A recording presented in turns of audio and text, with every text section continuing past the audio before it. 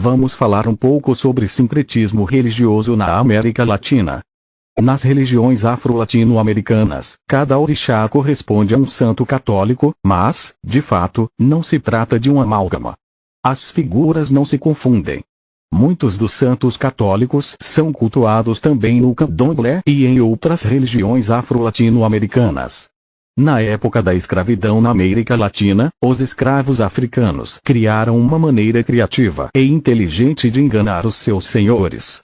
Invocavam os seus deuses africanos sob a forma dos santos católicos. Oxóssi na forma de São Sebastião, Ogum como São Jorge, Oxalá como Jesus Cristo, Ibeji como Cosme e Damião, e Ansan como Santa Bárbara, os fios de contas como Nossa Senhora do Rosário, entre outros.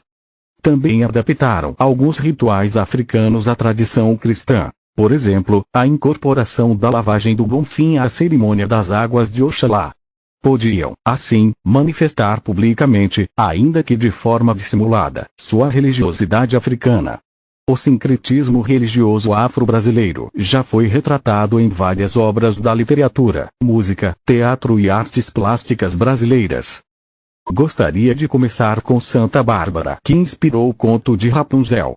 Santa Bárbara foi, segundo a tradição católica, uma jovem nascida na cidade de Nicomédia, na região da Bitínia, atual Smith, antiga Pérsia, Turquia, nas margens do Mar de Mármara, isto nos fins do século III da era cristã.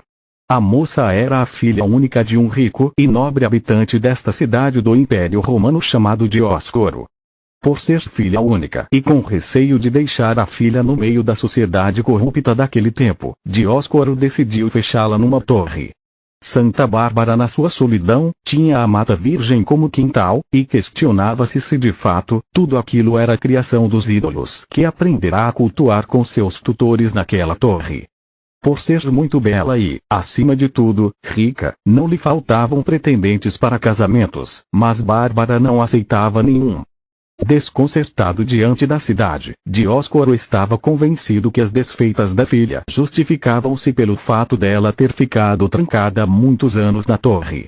Então, ele permitiu que ela fosse conhecer a cidade. Durante essa visita, ela teve contato com cristãos, que não eram bem vistos na região naquela época. Lhe contaram sobre os ensinamentos de Jesus sobre o mistério da união da Santíssima Trindade. Pouco tempo depois, um padre vindo de Alexandria a batizou. Em certa ocasião, seu pai decidiu construir uma casa de banho com 2 janelas para Bárbara. Todavia, dias mais tarde, ele viu-se obrigado a fazer uma longa viagem. Enquanto Dióscoro viajava, Bárbara ordenou a construção de uma 3ª janela na torre, visto que a casa de banho ficara na torre. Além disso, ela esculpirá uma cruz sobre a fonte. O seu pai Dióscoro, quando voltou, reparou que a torre onde tinha trancado a filha tinha agora 3 janelas em vez das 2 que ele mandara abrir. Ao perguntar à filha o porquê das 3 janelas, ela explicou-lhe que isso era o símbolo da sua nova fé. Este fato deixou o pai furioso, pois ela se recusava a seguir a religião da Roma antiga. Debaixo de um impulso e fúria, e obedecendo às suas tradições romanas, Dióscoro denunciou a própria filha ao prefeito Marciniano, que a mandou torturar numa tentativa de a fazer renunciar sua fé, fato que não aconteceu. Assim, Márcio condenou-a à morte por degolação.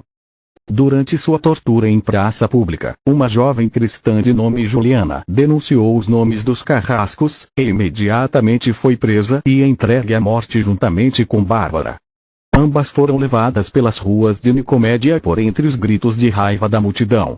Bárbara teve os seios cortados, depois foi conduzida para fora da cidade onde o seu próprio pai a executou, degolando-a. Quando a cabeça de Bárbara rolou pelo chão, um imenso trovão estrondou pelos ares fazendo tremer os céus. O relâmpago flamejou pelos ares e atravessando o céu fez cair por terra o corpo sem vida de Dióscoro. Santa Bárbara passou a ser conhecida como protetora contra os relâmpagos e tempestades e é considerada a padroeira dos artilheiros, dos mineiros e de todos quantos trabalham com fogo. Santa Bárbara é frequentemente retratada com correntes em miniatura e uma torre. Como uma das 14 santas auxiliares, Bárbara continua a ser uma santa popular nos tempos modernos. Origem do nome. Em 1582 o Papa Gregório XIII decidiu reformar o calendário conhecido desde então sob o nome de calendário gregoriano. Isso começa em 1º de janeiro, dia de Santa Bárbara. Quanto a ela, comemorada no dia 4 de dezembro, data em que esta santa teria sido morta por seu pai. Considerando que a vida de Barbie era mais uma história lendária do que fatos comprovados, a Igreja decidiu em 1969 remover o nome dela e substituí-lo pelo de Bárbara.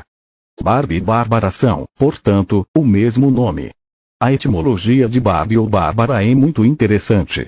Os antigos gregos tinham uma palavra, bárbaros, para designar todas pessoas falando uma língua que não entendiam.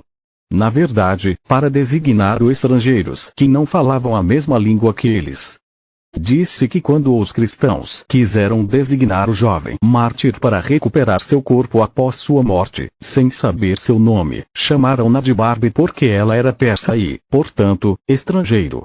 Finalizado o assunto, gostaria de me apresentar. Meu nome é João, mas pode me chamar de ninguém. Estou iniciando esse canal com base em uma conversa que tive com um babalorixá sobre sincretismo religioso. Espero que se faça entendido o porquê do uso do sincretismo e por que o mesmo deve ser observado.